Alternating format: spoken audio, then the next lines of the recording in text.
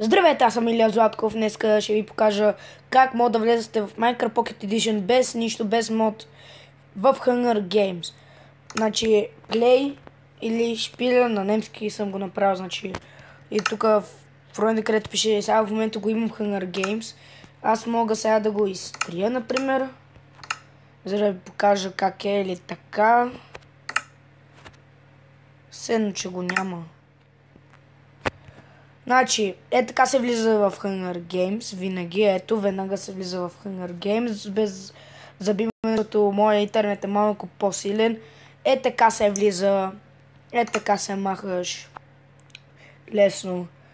Само ми показах това. Сега ще ви покажа и ID-то, как може да влезете. Значи, server name, където пише главна буква Hunger Games, така трябва да е. И после малко с Г, после 54 точка lbsg.net.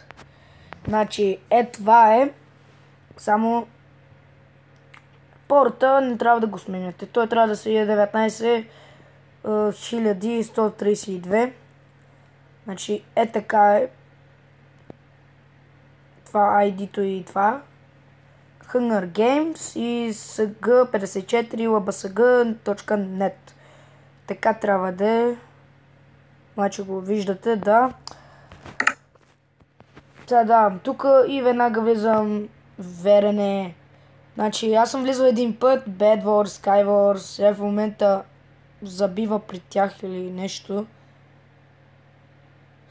Как е? А той забива. Да, забива. Аре, ще играем малко Skywars. Да ви покажа поне как е. Или... Да, в момента аз съм от другата стая и има само две чертички интернет, но ако съм в хола, фаща си директно, без лагване, без нищо. Това е сега, където съм от другата стая. Това исках да ви покажа, значи мога пак да го напиша, ако искате. Не е проблем. Просто за показване го правя. Ето Hunger Games.